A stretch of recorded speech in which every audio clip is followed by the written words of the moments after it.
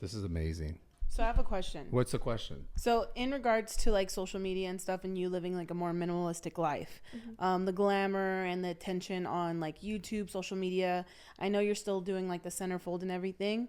Do you want to do like more like not so much mainstream, like doing like businesses such as that?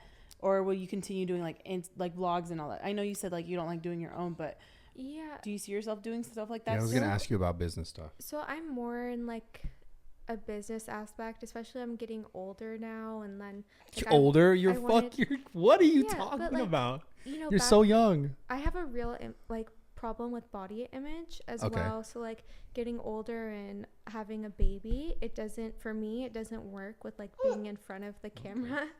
So I have wanted to shift more into the business aspect, so I don't have to be in front of the camera as much myself. Although But you're still super young. yeah, I mean I'm 25, but So young. in like social media age, like that's kind of old. I know. Imagine I'm Brad. about to be 33 this month.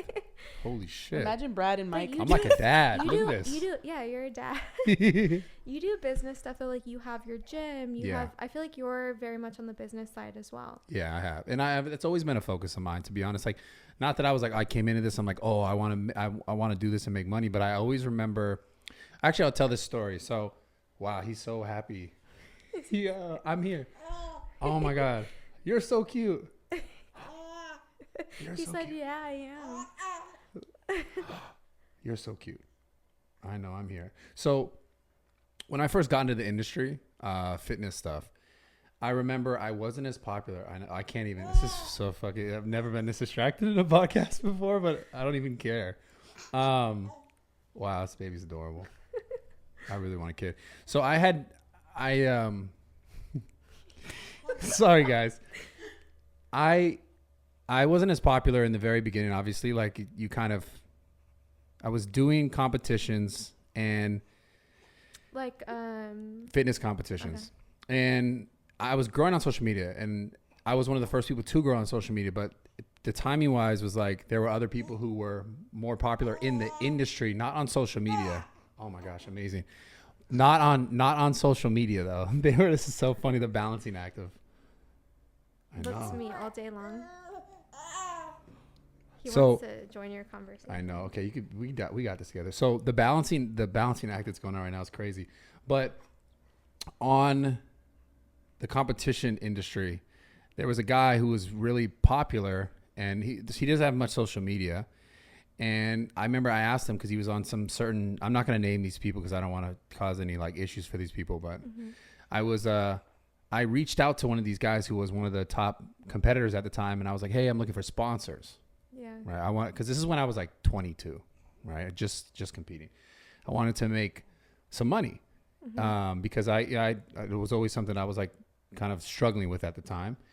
And I said to this guy, and again, I don't want to say exactly who it was. I don't want to say what position he had, but he did well in competitions at the time. And I was like kind of just getting into it. I was still on social media, but two separate things, competition and social media, right? Yeah. So in the competition, Instagram or Facebook? Instagram. Okay, so Instagram had just started. Beginning of Instagram. Very, that was a very, great time to get on. Very, very, very beginning. So, but in the competition industry, he was more popular, more well-known, more connected. And I said to him, I said, "Hey, I'm looking for sponsors." And he said to me, "Oh, we don't need anyone." And he said in a way that just felt very like just rude. Very, very rude. Extremely rude. And I was like, okay.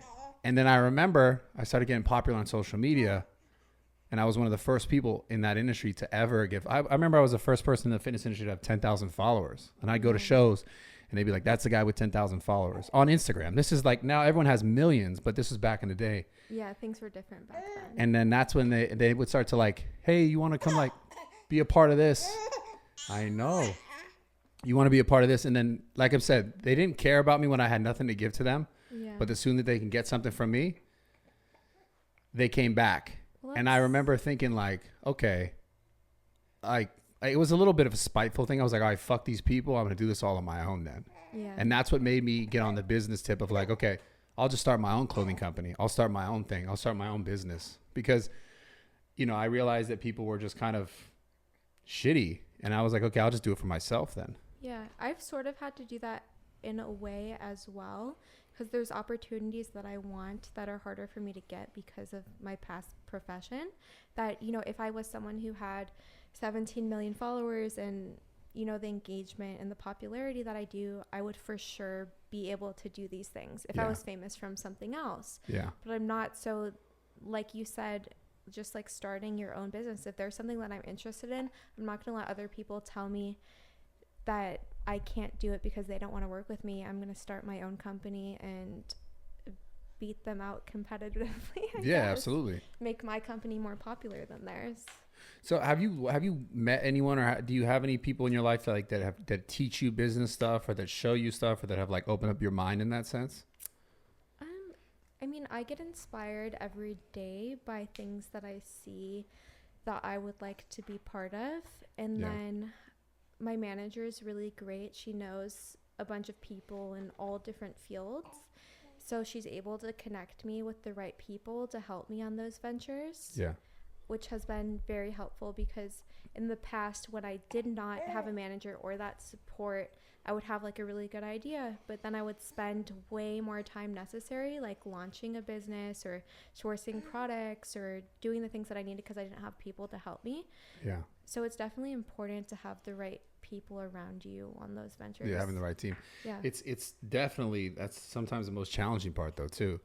Because I mean, you could find people who, you know, are self-serving or don't have the right intentions, or I mean, that happens a lot, especially in this industry. If you make people a lot of money, like they always want more. Yeah, I've experienced that. Always a problem. But you just got to put your foot down, which is one thing that I've learned over time, from being someone who would never say no to anything or anyone to now, even if it's hard, you have to say no, or be like, hey, why do you think that you deserve this percent, or that? You got to be your best advocate in all circumstances.